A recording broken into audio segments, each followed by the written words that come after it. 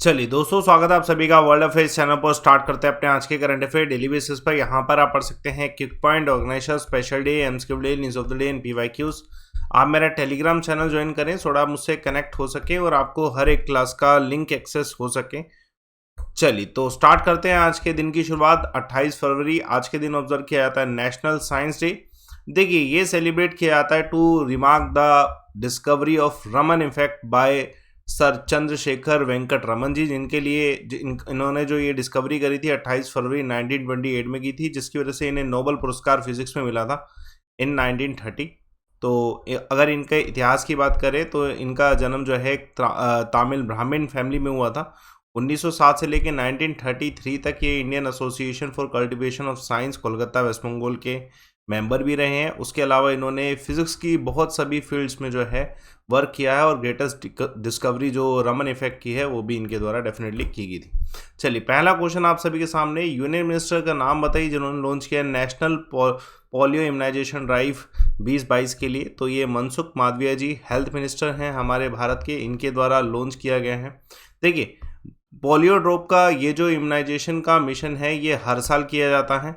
तो ये जो पूरा ड्राइव किया गया था, इसमें अभी 7 लाख बूथ जो है पूरे all over the country open किए गए हैं, जिसमें अप्रोक्सीमेटली 23.6 करोड़ हाउसेस में जाके पोलियो ड्रॉप जो है दिया भी जाएगा। इम्यूनाइजेशन ड्राइव जो है ऑर्गेनाइज पूरे कंट्री में नेशन वाइड में जो है एक नेशनल इम्यूनाइजेशन डे के नाम से और दूसरा जो है सब नेशनल इम्यूनाइजेशन डे के नाम से जो है की जा रही है। तो पूरा मेंटेनेंस किया जाएगा कि पोलियो फ्री स्टेटस जो भारत को मिला है ये कंटिन्यू रहे, क्योंकि डेफिनेटली अगर पोलियो वायरस एक डेडली जो है वायरस माना जाता है, इसको जो है कंट्रोल करना बहुत ज़्यादा ज़रूरी है। जो गवर्नमेंट ऑफ इंडिया की हेल्थ पॉलिसी है उसमें ये हमेशा टारगेट पे रहा है पॉलिसी, है ना।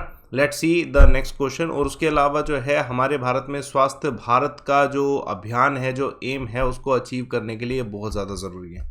Let's see the second question. Recently कौन सी ऐसी स्टेट है जिसने लॉन्च किया है अपना खुद का एग्रीकल्चर एक्सपोर्ट पॉलिसी। देखिए, गवर्नमेंट ऑफ इंडिया ने एक्सपोर्ट पॉलिसी को जो है अपनाया था 2018 में। Let's see the answer. Maharashtra इसका आंसर है। इंडियन जो गवर्नमेंट ऑफ इंडिया है इन्होंने अपना एक्सपोर्ट पॉलिसी जो है एग्रीकल्चर का दिसंबर 2018 में रिलीज़ किया था, और उसी के बाद जो है इंस्ट्रक्शन जो देखी गई हैं उसी के बाद स्टेट गवर्नमेंट्स ने भी अपना एक्सपोर्ट पॉलिसी को लॉन्च किया। 2019 में महाराष्ट्र के द्वारा जो है अपना स्टेट के लिए जो है पूरा एक्सपोर्ट पॉलिसी लाया गया। महाराष्ट्र ने जो एक्सपोर्ट पॉलिसी एग्रीकल्चर का लाया था उसमें ये एक्सपोर्ट प्रमोशन कर रहे हैं 21 एग्रीकल्चर कमोडिटीज़ का। ये जो कमोडिटीज़ है उसके कुछ नाम मैंने कंप्लीट ही लिख दिया है, जितने भी 21 नेम्स हैं, तो एक बार ये नेम देख लीजिए। वैसे आपको बेसिकली 21 कमोडिटीज़ के लिए लाया गया, ये आपको ज़्यादा पता होना चाहिए। Let's see the next question. हाल फिलहाल में गवर्नमेंट ऑफ इंडिया ने ऑनलाइन एग्री जो ट्रेडिंग प्लेटफॉर्म है कितने हैं जिनको ई नाम के साथ जोड़ा है, मतलब प्लान किया है। तो 6 ऐसे ऑनलाइन एग्री ट्रेडिंग प्लेटफॉर्म हैं जो को ई नाम के साथ जोड़ा जाएगा। ठीक है, तो सेंट्रल ऑफ गवर्नमेंट जो है 6 ऑनलाइन पोर्टल को जो है जोड़ने वाली है इलेक्ट्रॉनिक नेशनल एग्रीकल्चर मार्केट के साथ, सो डैट की जो ट्रेड है वॉल्यूम जो है उसका इंक्रीज हो और ग्रेटर जो है प्राइस डिस्कवरी की जा सके। मतलब जो भी स्टेक होल्डर हैं जैसे पब्लिक और प्राइवेट ट्रेडिंग सर्विसेज जो है उन सबको बेनिफिट हो सके, एग्रीकल्चर इकोसिस्टम जो है इंटीग्रेट हो सके, क्योंकि अगर ऑनलाइन एग्री ट्रेडिंग साथ जुड़ेंगे तो जो है इंटीग्रेशन डेफिनेटली और पॉसिबल होगा। अगर देखा जाए 2021 में, तो 2021 में 31,000 करोड़ का जो है ट्रेडिंग हुआ था, ट्रांजैक्शन हुआ था ई नाम में, और उसके बाद जो है अभी जो लेटेस्ट ईयर गया है उसमें 42,000 करोड़ का हुआ है। तो यानी कि इंक्रीमेंट होता जा रहा है। ई नाम की पॉलिसी को 2016 में स्टार्ट किया था, उसी के बाद से जो है ऑल टाइम हाई है अभी तक का है लास्ट ईयर का, है ना। 15 कंपनीज अभी भी इंटरेस्टेड है। ये जो न्यू प्रोजेक्ट जो लॉन्च किए जा रहे हैं जिसमें transportation, warehousing, quality, storage, fintech, इन सब पे जो है 15 कंपनीज इस समय इन्वेस्ट करना चाहती हैं। तो डेफिनेटली ई नाम का बेनिफिट बहुत ज़्यादा हुआ है। फार्मर्स जो है उनको एक बेटर फैसिलिटीज़ मिल पा रही हैं। Let's see the next question. कौन सी कंट्री है जिसने हाल फिलहाल में रशिया का जो वीट है वो उसके इंपोर्ट पर जो है बैन जो लगाया था उसे लिफ्ट किया है। तो ये चाइना सपोर्ट कर रहा है इस समय रशिया को, even India is although supporting जो है रशिया, लेकिन आप ये देख सकते हैं जो डील्स हैं ये इस समय साइन की जा रही हैं। चाइना ने अपना जो रिस्ट्रिक्शन लगाया था रशिया की वीट पर उसे हटा दिया है। अब ये रिस्ट्रिक्शन लगाया किस वजह से, आप सभी जानते हैं रशिया लार्जेस्ट एक्सपोर्टर है वीट का पूरी दुनिया में, लेकिन सम प्लांट डिसीज कंसर्न की वजह से चाइना ने उस पर जो है रिस्ट्रिक्शन लगाए थे। लेकिन हाल फिलहाल में चाइना ने इन रिस्ट्रिक्शंस को इस वजह से हटाया, it's act of support also. और उसके अलावा जो है इसको लिफ्ट रिस्ट्रिक्शंस को लिफ्ट करने का एक कारण और भी है कि अभी जैसे विंटर ओलंपिक्स हुए थे उस समय भी रशिया जो है विजिट किया था, रशिया के व्लादिमीर पुतिन जो है विजिट किया था जस्ट बिफोर, और उसमें कुछ बहुत सारे मेजर जो है डिस्कशन किए थे, उसमें से ही एक एग्जाम्पल है जो चाइना के द्वारा अब किया गया है। चलिए let's see the next question. हाल फिलहाल में इंडियन एयरफोर्स ने अभी अपने मल्टी रोल एयर एक्सरसाइज के लिए जो है ना उसे पुल डाउन कर लिया है। कौन सी जगह पे एक्सरसाइज हो रही थी, यूनाइटेड किंगडम में। तो ये यूनाइटेड किंगडम की जो एक्सरसाइज है कोबरा वॉरियर 2022 है। हालांकि ये कंडक्ट होनी थी लेकिन इंडियन एयरफोर्स ने डिसाइड किया है कि ये अपने कॉम्बैट जेट्स जो कि मल्टीलेटरल एयर एक्सरसाइज में ये यूके में जो होने वाली थी नेक्स्ट मंथ उसमें डिप्लॉय नहीं करेंगे। सिचुएशन आप सभी जानते हैं, यूक्रेन रशिया की जो क्राइसिस हैं इस समय जो वॉर चल रही है उसको देख के जो है बेसिकली ये डिसीजन लिया गया। अदरवाइज ये एक्सरसाइज कोबरा वॉरियर 2022 जो है अपने ऑन टाइम ऑपरेशनल एक्सपोजर्स को लाने के लिए, ठीक है, प्रैक्टिस करने के लिए बहुत ज़्यादा ज़रूरी थी, फ्रेंडशिप बॉन्ड्स बनाने के लिए यूके के साथ बहुत ज़्यादा ज़रूरी थी। लेकिन ये ऐसा क्लियर स्टेटमेंट वैसे गवर्नमेंट ऑफ इंडिया की तरफ से भी नहीं आया कि क्या रीज़न है जिसकी वजह से इंडिया जो है इस एक्सरसाइज में अपने कॉम्बैट जेट्स नहीं डिप्लॉय कर रहा है। लेकिन ऑब्वियस रीज़न यही है कि इस समय रशिया और यूक्रेन के जो इशू है इस वजह से हो रहा है। Let's see the next question. कौन सी स्टेट ने जिसने रिम्बर्स किया है ticket cost of citizen returning from Ukraine. आप सभी जानते हैं कि कुछ सिटीजन्स को भारत वापस लाया जा पाए हैं हम, ठीक है, एयर इंडिया के द्वारा ही किया गया, वो मैंने डिटेल आपको बताई थी। तो अब राजस्थान ने कहा है कि जो भी स्टूडेंट्स जो कि राजस्थान के हैं उनकी टिकट्स जो हैं उनको रियम्बर्स किया जाएगा, यानी कि उनकी टिकट्स का जो अमाउंट है वो गवर्नमेंट खुद देगी, स्टेट गवर्नमेंट। तो ये किसके द्वारा किया गया, राजस्थान के चीफ मिनिस्टर अशोक गहलोत जी के द्वारा ये अनाउंसमेंट किया है, ठीक है, कि जितने भी यूक्रेन से सिटीज़न जो है इंडिया के राजस्थान से हैं उन सभी की जो टिकट अमाउंट है उनको रियम्बर्स किया जाएगा।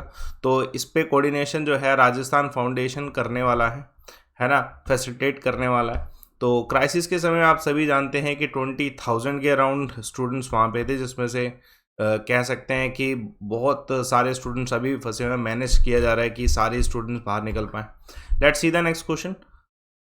हाल फिलहाल में प्रेसिडेंट ने हाई कोर्ट कौन सा है जिसमें 4 जज अपॉइंट किए हैं, तो डेफिनेटली दिल्ली हाई कोर्ट ने। तो 4 जज के नाम पता होना चाहिए। पहला है सुधीर कुमार जैन, नीना बंसल जी, AK मेहत्रा, दिनेश कुमार शर्मा। ये 4 हाई कोर्ट के जज हैं जो कि दिल्ली हाई कोर्ट के जज हैं जो कि प्रेसिडेंट के द्वारा अपॉइंट किए गए।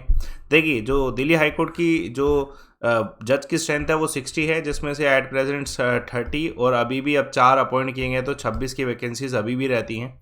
और ये आर्टिकल 217 क्लोज 1 के तहत कॉन्स्टिट्यूशन ऑफ इंडिया में, जिसमें प्रेसिडेंट प्लीज कर सकते हैं, अपॉइंट कर सकते हैं हाई कोर्ट के जज और वैसे सुप्रीम कोर्ट के जज डेफिनेटली, है ना। इससे पहले सुप्रीम कोर्ट का जो कॉलेजियम है उन्होंने रिकमेंड किया था कि 6 जुडिशियल ऑफिसर्स हैं उनको एलिवेट करके जो है हाई कोर्ट के जज बनाया जाए। उनके नाम भी कुछ दिए थे, पूनम, नीना बंसल, जिसमें से आप देख रहे हैं कि हाई कोर्ट के जज बनाए गए। उसके अलावा सुधीर कुमार जैन भी जो है नाम था।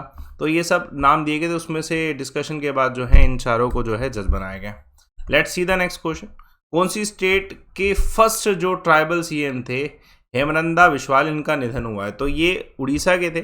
देखिए उड़ीसा के ट्राइबल जो है चीफ मिनिस्टर थे लास्ट, जो कांग्रेस से भी ये चीफ मिनिस्टर यही थे लास्ट, है ना। हेमनंदा जो बिश्वाल हैं इनका निधन हुआ है at the age of 82 Bhubaneswar में, है ना। और ये इनका जो पॉलिटिकल करियर है कुछ इस तरीके से स्टार्ट हुआ था कि ये चेयरमैन थे किरमिरा पंचायत समिति के जरसुगुड़ा डिस्ट्रिक्ट से। उसके बाद जो है ये असेंबली में पहली बार 1974 में जीते कॉन्स्टिट्यूंसी से। उसके बाद 6 बार जो है MLA बने। उसके अलावा इनका जो CM का करियर एज अ उड़ीसा था वो 1989 से लेके 1990 रहा, फिर फ्रॉम 1999 से लेके 2000, और 2000 के जो असेंबली पोल थे उसमें बीजेपी जीतने के बाद ये कांग्रेस कभी आई नहीं। चलिए लेट्स सी द नेक्स्ट। कौन सा हाई कोर्ट है जिसने अपना रिजर्व किया ऑर्डर, जो कि अभी हिजब कर्ब का इशू चल रहा है, तो वो ऑब्वियसली कर्नाटका में ही इशू चल रहा है। कर्नाटका हाई कोर्ट ने अपने ऑर्डर्स को रिजर्व किया है। देखिए, इसके जो आप सभी जानते हैं, हिजब का ये जो इशू चल रहा है उसके ऊपर जो है कुछ मुस्लिम गर्ल्स ने government of India, government pre university college के, उनके द्वारा जो है पिटीशन फाइल की गई थी इशू पे, और उसके ऊपर जितनी भी स्टेटमेंट्स हैं, जितने भी जजमेंट्स होने थे, उसके ऊपर जो है कर्नाटका जो कोर्ट है उन्होंने रिजर्व रखा है कि ये अपना जजमेंट जो है बाद में सुनाएंगे। लेकिन बहुत सारे और एक्शंस लिए गए हैं, जैसे कन्नड़ा फिल्म एक्टर थे, ठीक है, और एक्टिविस्ट चेतन कुमार, उनको जो है रिहा किया गया, जिनके द्वारा कुछ स्टेटमेंट कही गई थी कर्नाटका हाई कोर्ट के जजमेंट के ऊपर। Let's see the next question. हाल फिलहाल में जो हमारे भारत के राष्ट्रपति हैं रामनाथ कोविंद जी, उन्होंने 19th कॉन्वोकेशन एड्रेस किया है तेजपुर यूनिवर्सिटी में। ये कहाँ पे है? तेजपुर तो असम में है, डेफिनेटली आसान है। तो ये एक तरीके से जो रामनाथ कोविंद जी हैं उनके द्वारा यूनिवर्सिटी, तेजपुर यूनिवर्सिटी में जो एड्रेस किया गया, उसके उसमें उन्होंने बहुत सारी स्टेटमेंट की है कि यूनिवर्सिटी सोशल रिस्पॉन्सिबिलिटी के ऊपर फोकस करना चाहिए, कि यूनिवर्सिटी जो कम्युनिटीज़ हैं वो नेशनल प्रॉब्लम्स को बड़ी आसानी से सोल्व कर सकती हैं अगर ये अच्छा काम करें। तो सेंट्रल गवर्नमेंट ने डिसाइड भी किया है कि जितने भी स्टूडेंट्स हैं उनको टेक्नोलॉजी अच्छे से प्रोवाइड कराने के लिए जो है टेक्नोलॉजी ड्रिवन एक्सरसाइज भी की जाएंगी, जो कि कॉलेज में अब स्टार्ट कर दी गई है ना। उसके अलावा जो है राष्ट्रपति जी असम में जो काजीरंगा नेशनल पार्क है, टाइगर रिजर्व है, वहाँ पे भी उन्होंने विजिट किया for to see the conservation measures of national park. तो ये भी किया गया उनके द्वारा। Let's see the next question. हाल फिलहाल में गवर्नमेंट ने अप्रूव किया है national roll out of Ayushman Bharat digital mission 1600 crore के बजट से। कितने साल के लिए? तो आंसर है 5 साल के लिए। तो यूनियन कैबिनेट ने अप्रूव कर दिया है कि अब ये जो सेंट्रल सेक्टर स्कीम है आयुष्मान भारत डिजिटल मिशन, इसमें जो है 1600 करोड़ के अमाउंट से ये जो 5 साल के लिए कंटिन्यू किया जाएगा। नेशनल हेल्थ अथॉरिटी जो है ये इम्प्लीमेंटिंग एजेंसी रहेगी इस पूरे मिशन की। पायलट प्रोजेक्ट जो है ABDM का चलाया गया था यूनियन टेरिटरीज में 6, लद्दाख, चंडीगढ़, दादर नगर हवेली, दमन दीव एंड पौंडीचेरी, अंडमान निकोबार और लक्षद्वीप। तो ये सक्सेसफुल रहा था। उसी के बाद जो है इसका फाउंडेशन बेस रखा है, और इस पूरे फाउंडेशन बेस में जो है जन धन, आधार, मोबाइल, इन सब को यूज़ करके जो है इसे एक सक्सेसफुल मिशन जो है बना गवर्नमेंट ऑफ इंडिया के द्वारा। हाल फिलहाल में एक स्टेट ट्रेनर एयरक्राफ्ट क्रैश हुआ है। कहाँ पे? तो ये तेलंगाना में क्रैश हुआ है। हमें बस इतनी इन्फॉर्मेशन पता होनी चाहिए कि क्रैश कहाँ पे हो। तेलंगाना लालगोंडा जो लोकेशन है वहाँ पे ये क्रैश हुआ है। 28 ईयर ओल्ड जी महिमा जो थी तमिलनाडु की, ये इस क्रैश में इनकी मृत्यु हुई है, जो कि ट्रेनी पायलट थी, और टेक्निकल इश्यूज़ की वजह से ऐसा हुआ था। और जो एयरक्राफ्ट था वो था फ्लाईटेक एविएशन सेंसा 152, जो कि ट्रेनर्स के द्वारा जो है यूज़ किया जाता है। तो this much information you need to know. लेकिन क्विक पॉइंट्स इंपॉर्टेंट है आज के इंपॉर्टेंट। आप सभी जानते हैं यूक्रेन अपने जो गोरिल्ला वॉरफेयर के लिए अपने ही जो सिटीजन हैं उनको आर्म्स दे रहा है, राइफल्स दे रहा है। तो कितनी दिए हैं? 18,000। उसके अलावा जो है गार्बेज फ्री सिटी विजन जो है ministry of housing and urban affairs ने अप्रूव किया है। किसके लिए? तो आंध्र प्रदेश के लिए 235 करोड़ का इसमें अप्रूवल दिया गया अमाउंट का। ऑपरेशन नन्हे फरिश्ते के अंदर जो रेलवे प्रोटेक्शन फोर्स है उन्होंने रेस्क्यू की 1000 बच्चे अक्रॉस इंडिया। तो ये भी इंपॉर्टेंट है। कल मैंने एक सवाल पूछा था कौन सा इसमें सॉल्ट वाटर लेक नहीं है, तो not a salt water lake. तो इस क्वेश्चन का आंसर क्या है? This one. एक और देखते हैं क्वेश्चन इसके बाद, जो आज आपको इसका आंसर देना है। कौन सा इसमें से फिनोमिना जो है पार्टिकल नेचर ऑफ लाइट को दर्शाता है? डिटेल तरीके से कमेंट बॉक्स में बताइएगा। ये टेलीग्राम चैनल इसलिए ज्वाइन करें क्योंकि आपको बहुत सारा कंटेंट इसमें फ्री ऑफ कॉस्ट अवेलेबल होगा, जो कि आपके जीके की प्रिपरेशन को किसी भी एग्जाम के लिए बेहतर बनाएगा। रिपोर्ट एंड विन का ऑप्शन यूटिलाइज करिए। रिपोर्ट एंड विन के साथ साथ कोर्सेज ज्वाइन कर सकते हैं आप। देखिए, लाइव अमन कोड यूज़ करके जो है आप अपनी फीस को कम कर सकते हैं। जैसे आपने कोड यूज़ किया, आपकी फीस जो है ऑटोमेटिकली कम हो जाएगी। किसी भी एग्जाम के लिए आप इस कोर्स को यूज़ करें और इस कोड को यूज़ करें लाइव अमन, और फीस को कम करें। सेशन को लाइक करिए, शेयर करिए, चैनल को सब्सक्राइब करिए। Thanks lot for watching.